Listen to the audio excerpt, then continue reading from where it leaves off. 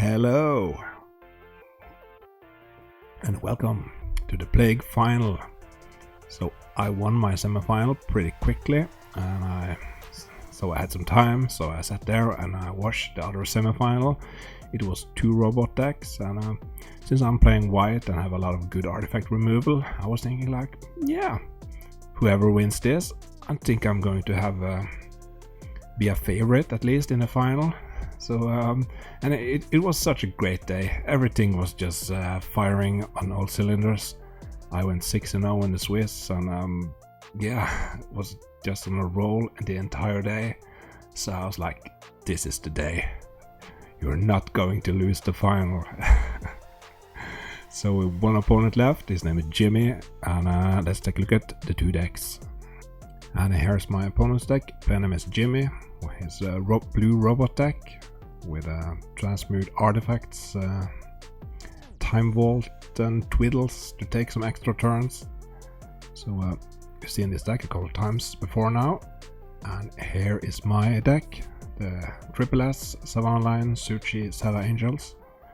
Of course, after sideboarding, I'm going to cut those lions.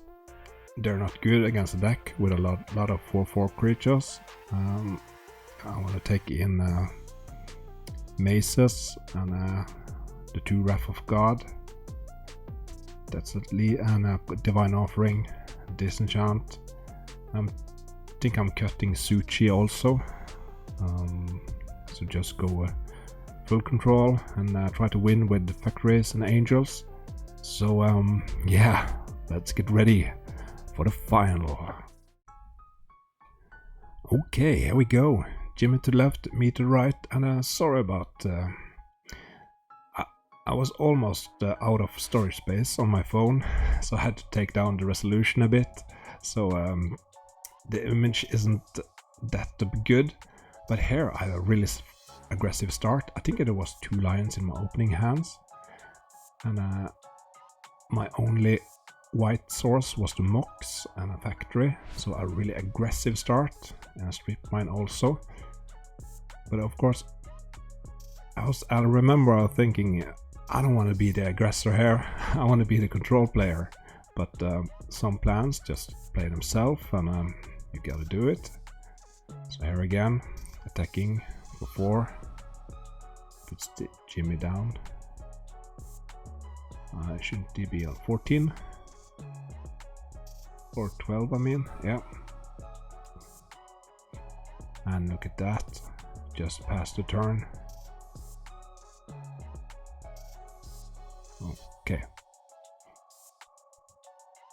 There is the Lotus. There are a bunch of cards in his hand. That Strip Mine really hurt him.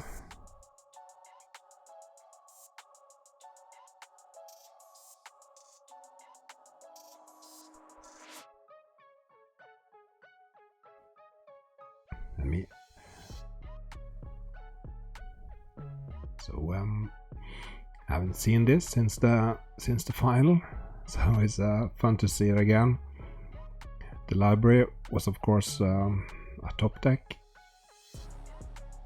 so I can of course stop casting spells and try to get to library range, but then again I have a really aggressive start.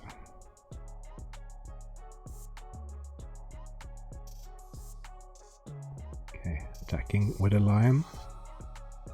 Jimmy doesn't block. There's a Chaos Orb. Okay, yeah. Okay, casting Mana Drain on the Chaos Orb. Gotta protect his land. I was going for that Factory. And now Jimmy also have 2 colorless mana.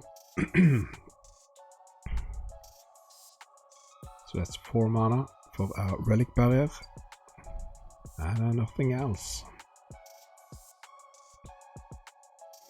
So we tapped the land instead of using the Mana Drain mana.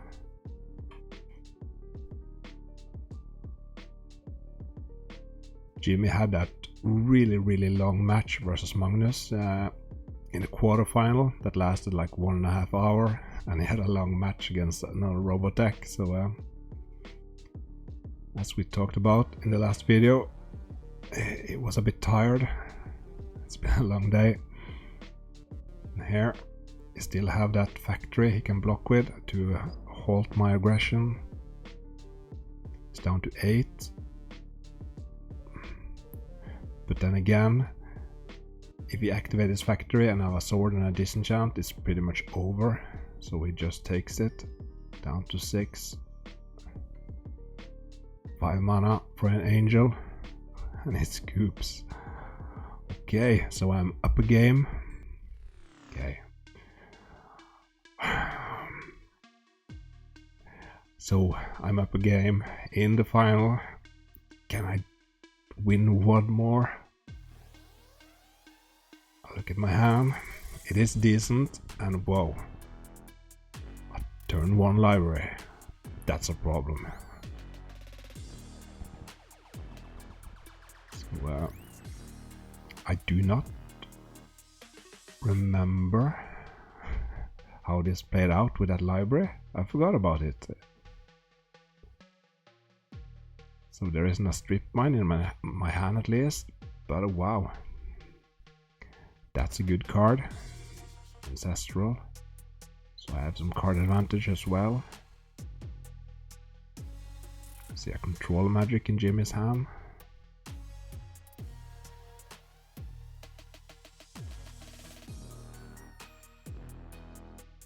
City of Brass. Ooh, and a demonic tutor. Yay. Then I can search for a strip mine.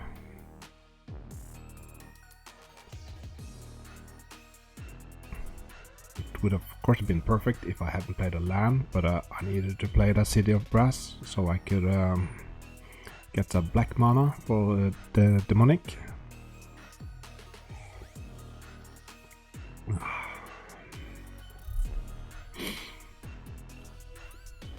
So there's a strip mine in my hand, so next turn I can deal with that library. And I had the ancestral, so we both had some card advantage. Discarding and planes. Jimmy's drawing, and drawing 1 card for turn. Yeah. Gotta untap that library.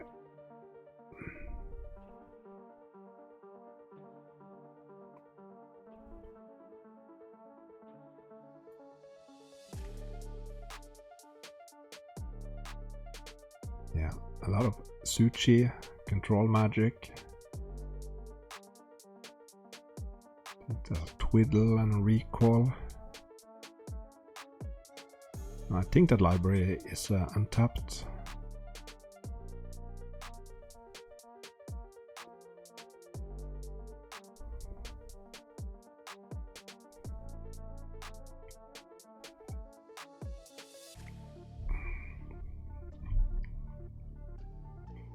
Okay, so yeah, discard a Twiddle. It has the strip mine. Yeah. There's a Suchi. Sword of Plowshare. Once again, it's a control magic in Jimmy's hand. That's pretty scary if I cast a big angel or something. Ooh, and a mace from Jimmy there. Tapping 2 mana for a sage. That's a problematic card.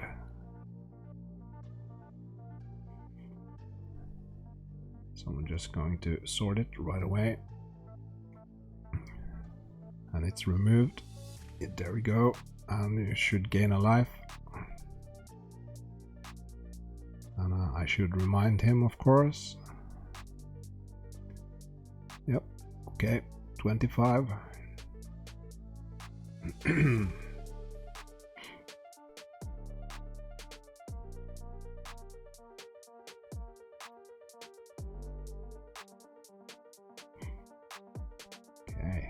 Playing draw go. And draw go from Jimmy. Another factory. Time twister for Jimmy. Another third factory.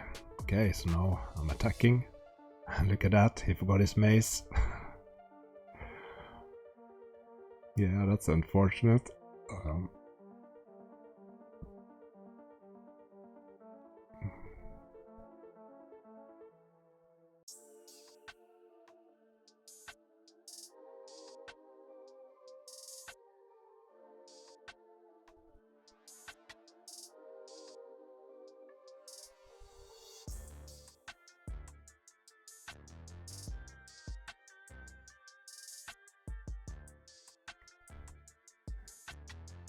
Once again, I have two factories, and if he mace one of them, I can use the other one to pump with. So he removes one of them, and I pump the other one, so that's 3 damage. Puts him down to 18. There we go. And I believe I have a counter spell in my hand.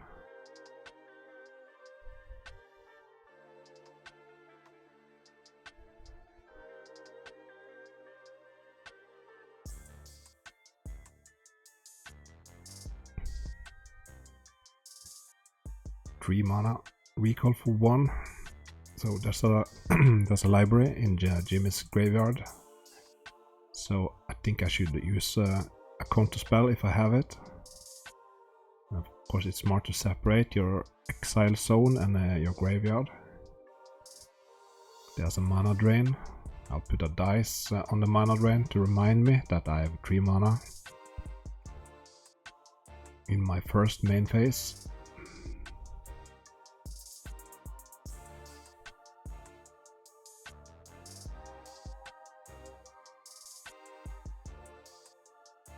So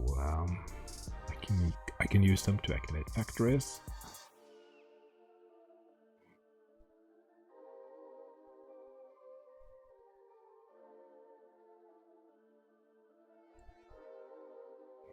So we're both playing a bit slow. It is the final. We are tired. You don't want to make any mistakes. Okay, casting a Chaos Orb. And activating a Chaos Orb.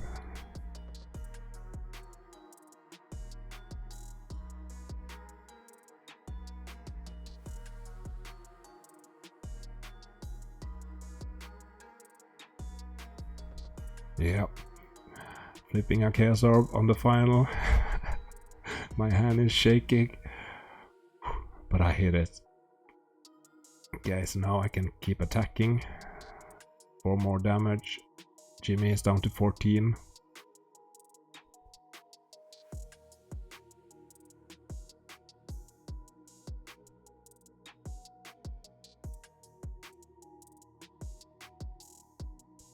Okay, casting Transmute Artifact. So you can sacrifice an artifact. I think he is searching for a soul ring, if I remember correctly. So then you have to pay one mana to pay the difference between 0 and 1. So that's a soul ring. He is mana starved. And boo. Disenchant. The good white efficient cards. Attacking with double factories. Puts Jimmy down to 10.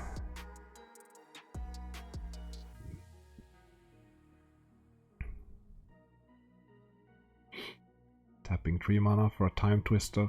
I have a counter spell. And he scoops.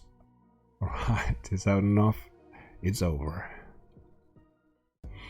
And that's how you win a tournament.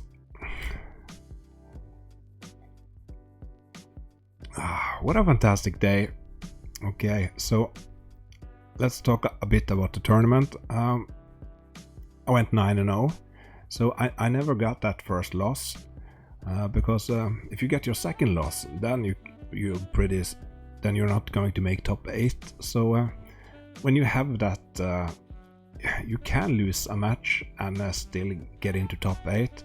That's a really good feeling, and often if you lose one of the first rounds, you're playing like I better not lose this one because then I'm out. So I never had that feeling, so I was really relaxed and happy the entire day. And I remember I was mulliganing a lot, really a lot, like almost every game, and sometimes down to 5. But I was so relaxed and happy, and thought, yeah, let's mulligan, this isn't a keep.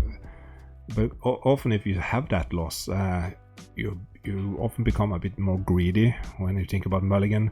Oh, I can't go down to 5 because if I screw up here, I'm out and all that. So yeah, that was really an advantage.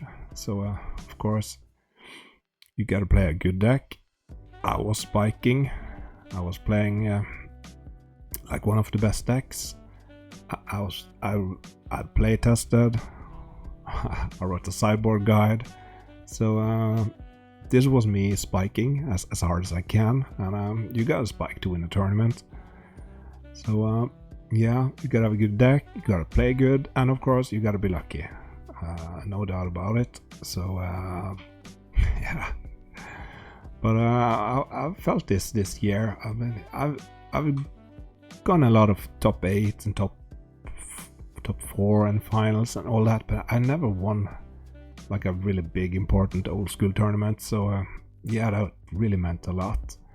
And when we played the final, most people had gone to a bar. So when I was done with the final, we took a taxi down to the city, and most of the players were at this big bar. And when I get in there, everyone was just cheering and yay! That was such a great feeling, and handshakes and hugs and all that. So yeah, fantastic end to this fantastic tournament. So the plague, it's finally over. Yeah, so I'm really happy to see this video again. So until next time, goodbye, and let us stop the video.